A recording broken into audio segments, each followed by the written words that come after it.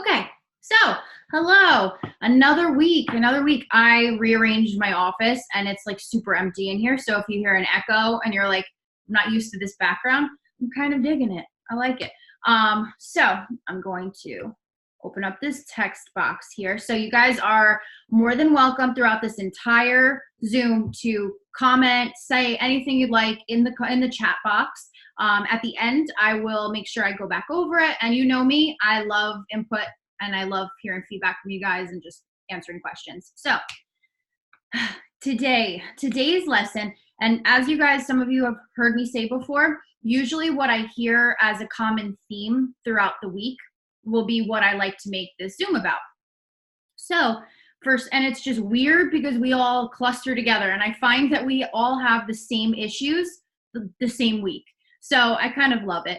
But this week I heard a lot of sneaky food. And what I mean by that is we may think that we're being mindful, and we may think that we're making, worth it choices and things like that. But it gets slippery sometimes, whether you're just getting into this, whether you're having a hard time, getting into adopting into a lifestyle. That's all normal. That's why we have time. That's why we do this program. There is no perfect path, because I'm telling you, the most perfect client has binged before, so all of you, as we go through this, I don't want you to beat yourselves up. I want you to recognize what is relatable to you. And I want you to see, really take a look inward, because I've had to do this many times myself, and just be like, is this really connecting with me for a reason? So no shame, no bad feelings, no bad juju this entire Zoom. I don't allow it. Okay. So food perspectives.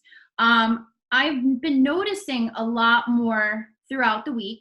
And I think a lot of it has to do also with the change in seasons. The summer finally winding down completely. It's finally cold. It's finally, well, depending on where you're watching from, it's finally just that comfy fall feeling that all just kind of lulls us into wanting to have comfort in food, and a lot of times when we're breaking habits that we've had for decades, mix that with low self-esteem, it becomes really easy to kind of, have little slips here and there of things that seem innocent, but compound and become something that controls you. A lot of people are afraid to acknowledge just truths in stuff because they're afraid of, upsetting the client. So either you have a trainer who is just an ass and he's like calorie in, calorie out, no excuses, blah, blah, blah. Or you have someone who's too soft. And for me, you guys know I'm a big softie, but sometimes there's stuff we just got to not sugarcoat and be completely transparent about. And then we can make our choices completely educated on something. So this week I heard a lot of little food choices, little slip ups, little bits, little lessons forgotten here and there, which is normal. We're not quitting smoking cigarettes here, guys. And these are foods you are probably going to eat again in your life. And, it's not like you should try to avoid them as if they're an addiction, but there is a time and place, and it has to be a choice that's made knowing full well what that choice entails. Because if we allow our cravings, or we allow the moment, the convenience, the celebration, the upset, whatever it may be, the innocence of the thing that you're eating, how small it is, blah, blah, blah. If we let those things kind of catch us off guard, we're not making choices because we're not in control at that moment. The food choice is in control of us as much as we don't realize it. So before anybody beats themselves up on because I've been here, I've done this before, this always happens. I lose focus. I'm so on. Tell me if any of you guys relate. I was so into this, and then I don't know, I just lost interest, like with everything else. Somehow, I was so gung-ho, and I don't know why I can't just get back in the groove, and blah, blah, blah, blah, blah. We spend so much time beating ourselves up that we don't learn from those moments. And I found that to be true. When I was losing my weight, it took me a long time. So in that long time, the reason it took me so long was because I went through a lot of the stuff you guys are going through, where it was up and down for a bit. I got too lax and comfortable because I finally saw results. And then I got really strict again, and I had to remind myself that that's not the way to do things. Those ups and downs, I've experienced them in learning myself. It was not on day one, I've got this mindset, I'm good to go, and here I am 80 pounds later. it was 2.5 years of learning these mindful lessons and having to kind of have my tail between my legs and be like, no, that is me. I'm repeating patterns. So instead of feeling helpless to those patterns, I'm going to figure out why the hell the pattern's happening. I'm going to stop it so that I can be in control. Is this resonating with you guys at all so far? I'm a feedback girl, so type away. Excuse my late night matcha. One of those days.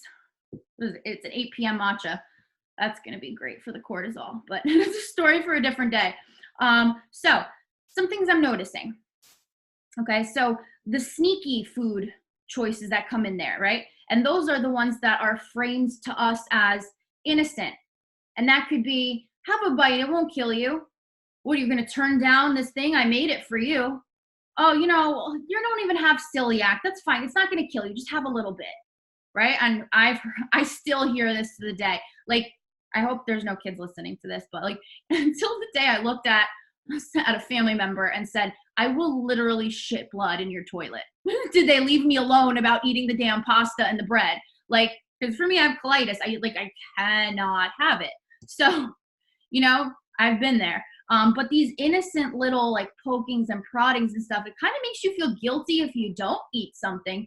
And instead of us being like, dude, I don't know why you are so insistent. No, thank you. Like, instead of them looking like the jerk, we think we look like the jerk by saying no. Or we look like the pathetic fat girl that's like, oh, she's on a diet. She can't eat that. She can't control herself. Because those are thoughts that went through my head too when I was getting used to just choosing what food I want for myself. So the other ones are just a little or just a bite. The notion of just a bite because it's all I'm allowed to have is the slipperiest of slopes, because it is self-defeating in its principle. The fact that it's like, you know what, I have to be good because I can only have a bite. Like, if that's the mentality, don't have the bite or have the whole thing. Decide either way. But don't start out with shame. You know why? Because that leads you to start having doubts. It's the spiral. You have a little bite, and then, damn, why did I do that? But oh, it tasted so good. But I've been really good lately. Would it really kill me if I had a little more? I already shot, like, it's already shot. I'm just going to have it once, and then it's like a special thing, and then that's it. I'm going to be good tomorrow.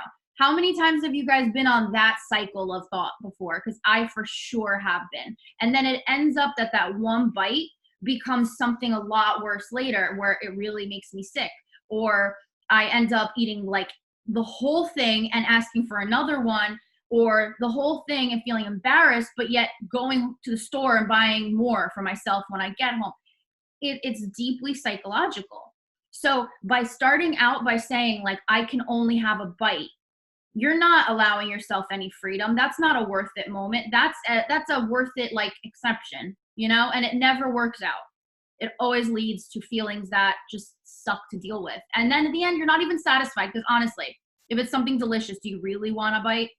We're totally allowed to say we'd eat the whole thing if we could, so just being real with that fact and saying, like, it's not that I'm a crackhead that I can't have a bite. I just know it doesn't really serve me. Like, if I really want to eat that, I'll wait and plan it and eat more of it, rather than feeling like I did good all day and splurging on this just a bite and then still feeling bad and then eating more later because you just shot yourself to shit. Like, of course you're going to beat yourself up.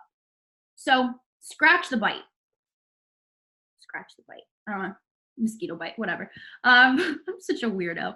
But just once, just this one time. That's the other slippery slope. Or, I never have this. Like, I'm just gonna have it this one time.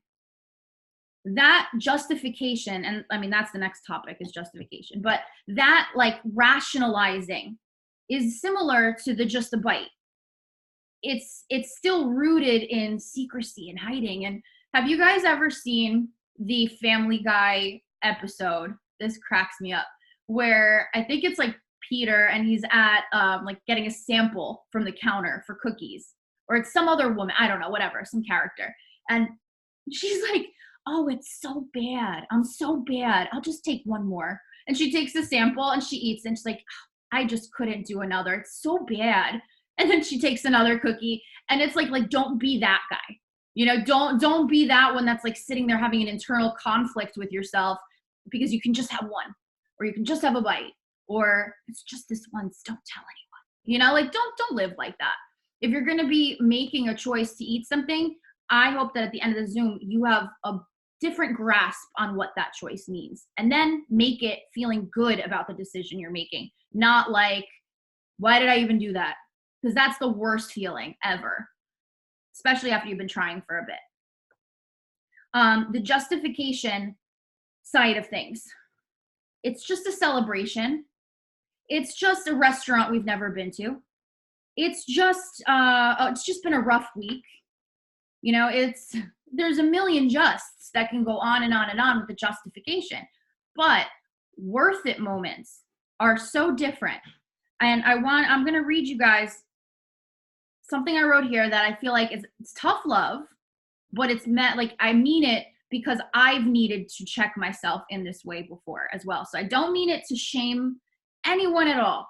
I would want to know every single part of something before I would make a decision, right? Wouldn't you guys? You'd want to be well educated on all of the risks, all of the benefits, all of the details on something if you were going to make a big decision, right? Like, if you were going to buy a car, you'd want to know what the hell is in the car.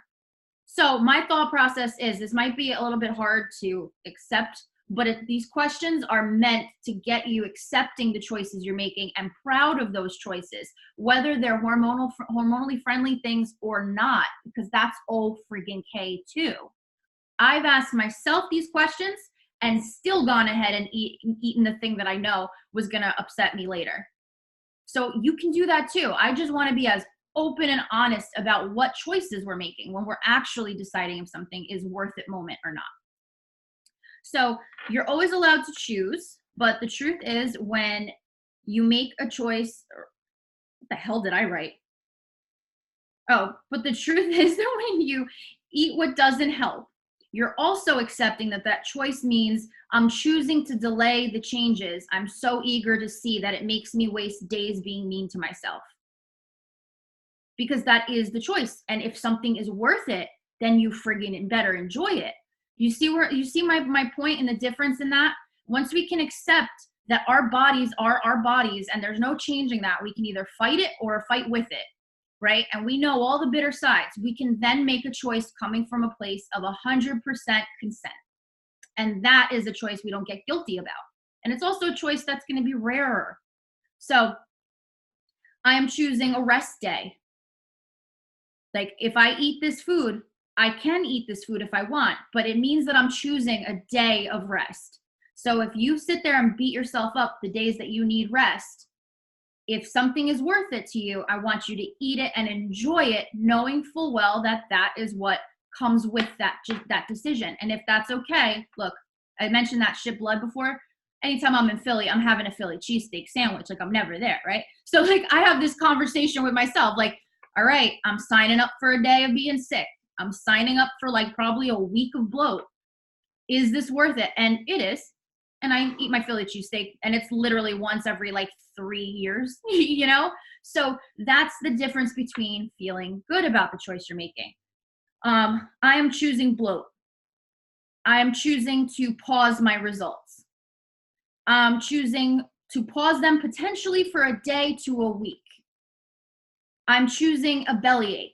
You know, the list can go on. And once you've done it, for those of you who are just starting out with me, you're probably like, well, it's hard to think that way because, like, I'm used to feeling like crap. What the hell do I care? Once you do the steps consistently, you start to see kind of what feeling good actually feels like again. And it makes this easier because you start to value your body and you start to respect your body as a machine. You know, you start to view it as something that you're working on, a project, a piece of art, you know, as cheesy as that is, but like, we're all that. That's everything we are, is something that should be protected and cared for. And when you start to feel that worth is when you start to recognize that the choices we make can be to our detriment as long as we're making those choices willingly. So, you know, break it down for you guys right now in the comment section. I want you guys to think of what is, when you are choosing a food that is not hormonally friendly and you know you're choosing it, what is one thing you're also choosing? Like, what is one ramification that you are also choosing? I want to hear it in your words. So type that out for me.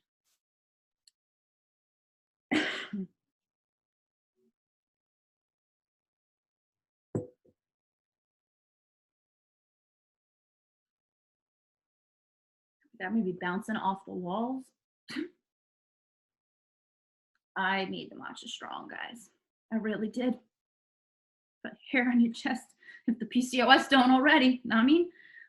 So some other stuff that I wrote here. This is awesome. Oh wait, I see some stuff coming in. Guilt, Hashi flare. I'm choosing to use the restroom at least 5 times at work the next day.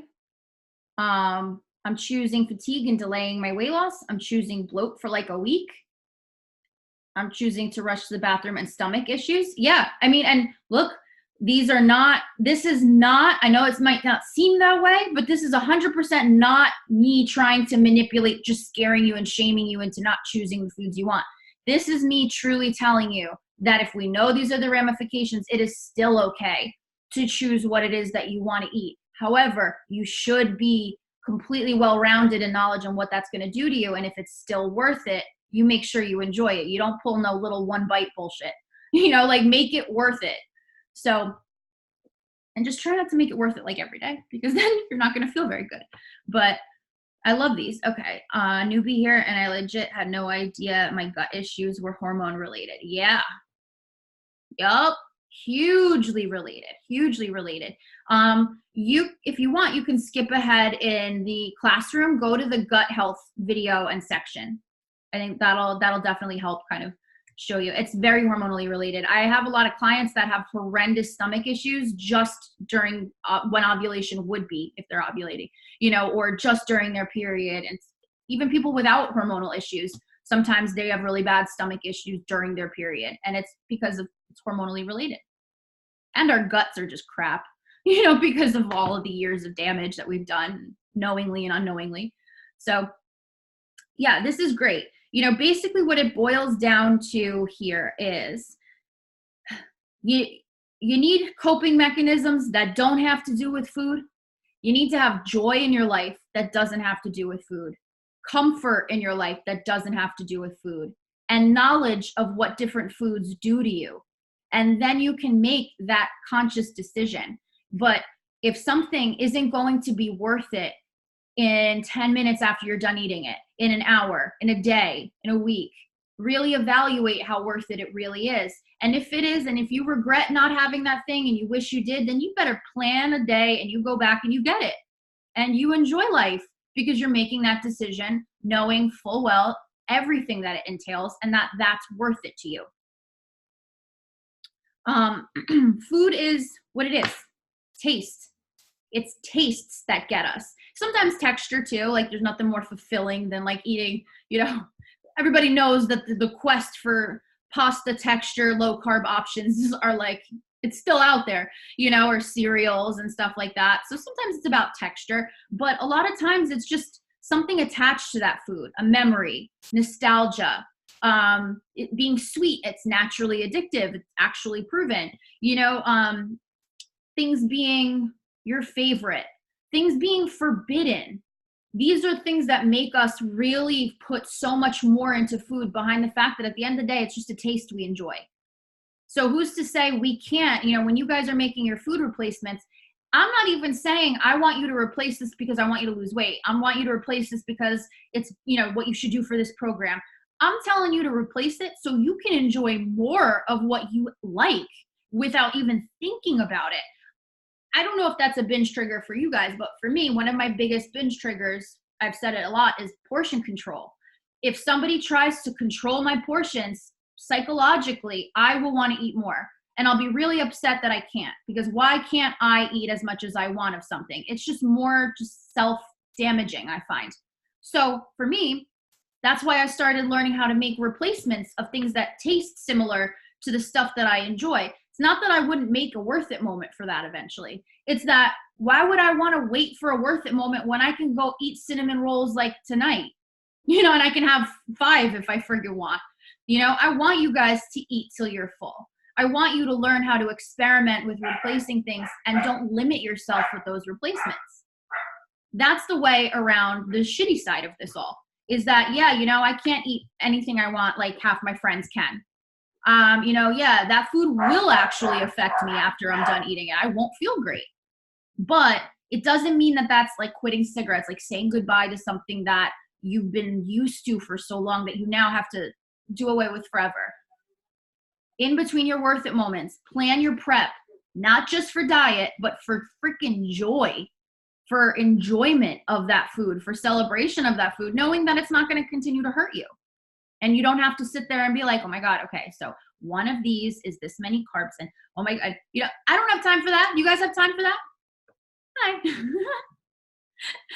You know, like I don't have time to sit there and be like nitpicking about, you know, like, oh my God, let me go weigh this. I had a client who told me, you know, like, do I have to weigh out my food for you? And I was like, have you been weighing your food? And she's like, yeah, I weigh every meal. And I felt so bad because I was like, there's so much more to life than that, you know? And once we got her on replacements, it was funny. She was actually eating less. When she had more freedom of choice and got excited about her food replacements, and it became kind of like a challenge to her to try new things or just kind of revamp classics, like how I do with the microwave bread or whatever. It became an enjoyable thing to do this. And then as her results came, it was even more enjoyable after that because she never felt limited.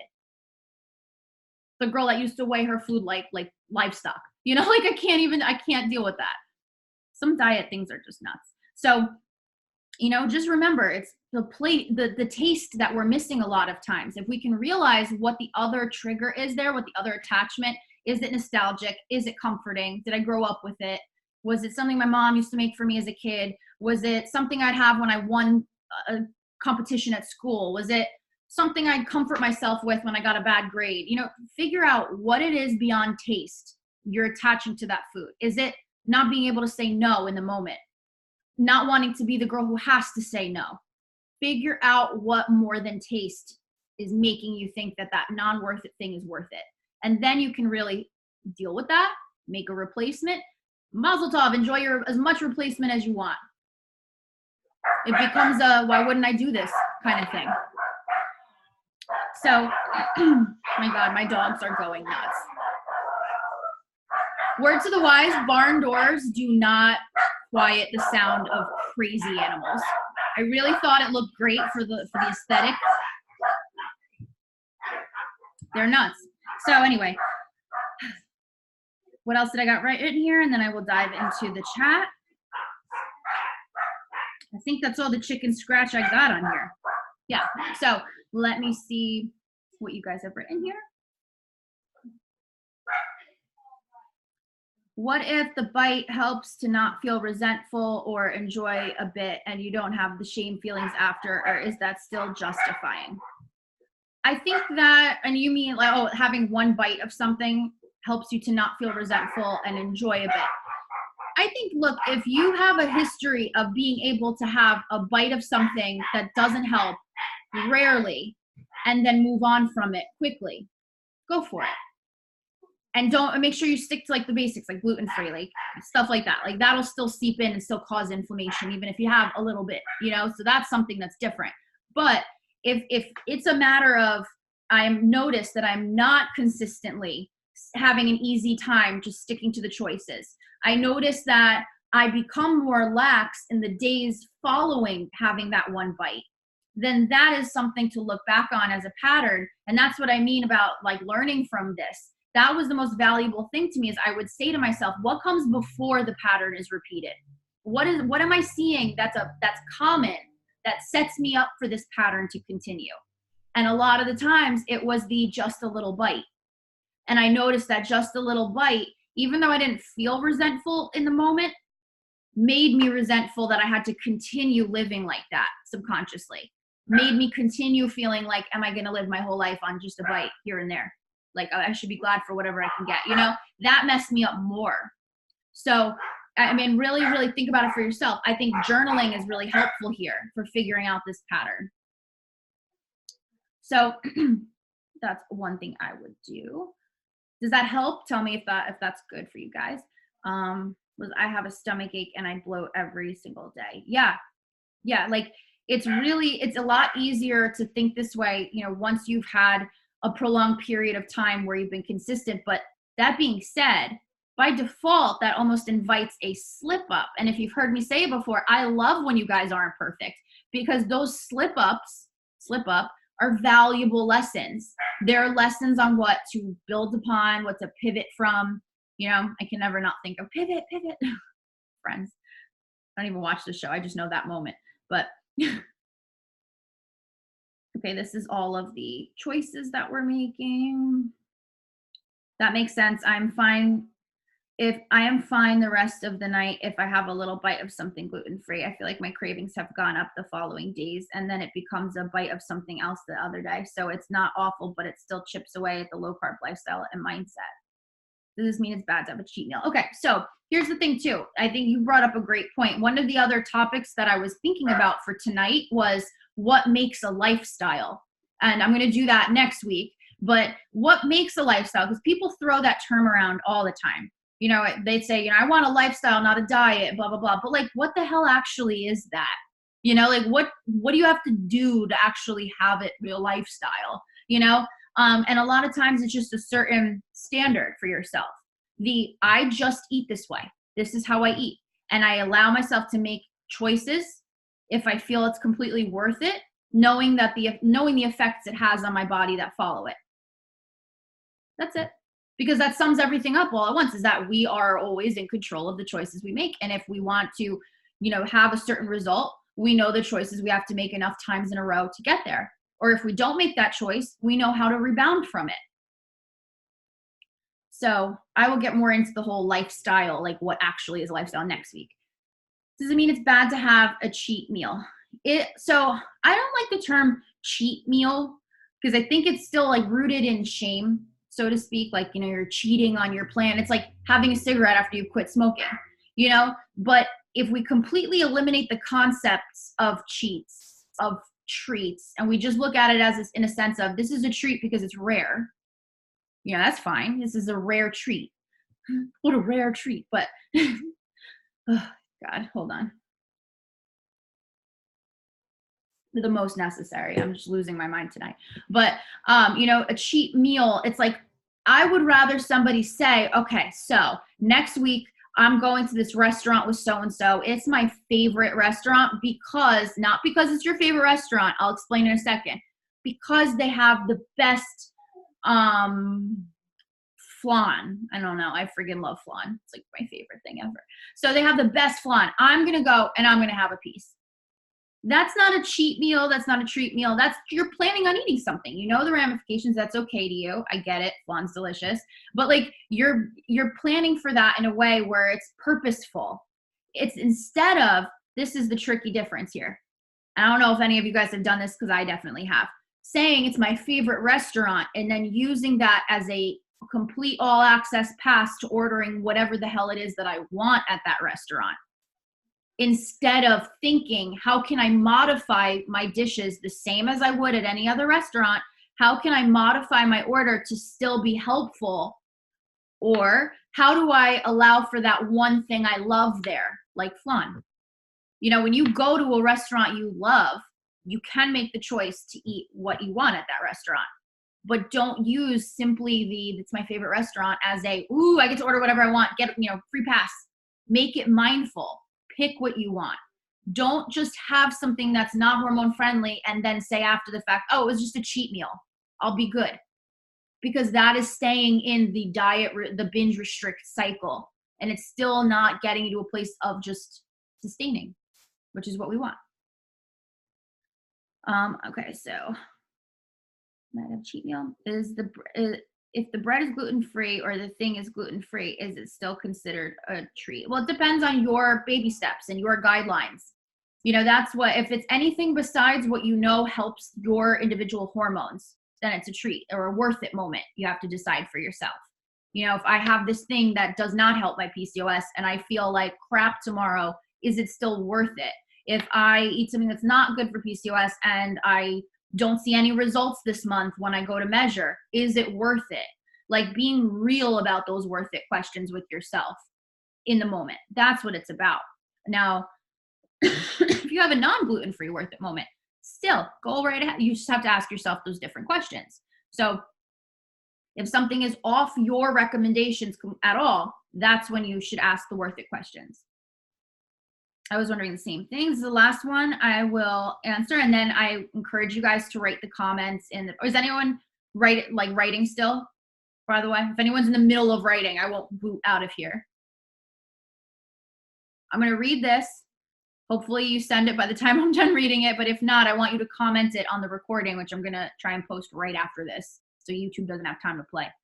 So I was wondering the same thing. Last night we went out for my dad's birthday and I had one bite of chocolate mousse cake and I was totally satisfied. In the past, it caused me to take bites of bad things in the following days, but with my switch in mindset, I don't have those same feelings and cravings. That's friggin' awesome. That's the standard. Like, that's what I would want to get to. It's not the I can only have a bite. It's a, hey, let me get a bite of that. That's a huge switch there. And do you guys see that difference there? Instead of it being like, okay, just one bite. Instead of it being that way, it's like, okay, let me just try a bite of that. You know, and chocolate's good like that, especially if you're having a good time, like separating from the sweet tooth. When you eat something that's really sweet or really chocolatey, it tends to be super rich. And that's like usually satisfying. But as long as the mindset there is not shrouded in just a little bit, because that's where the problem ends up happening. So really proud of you ladies.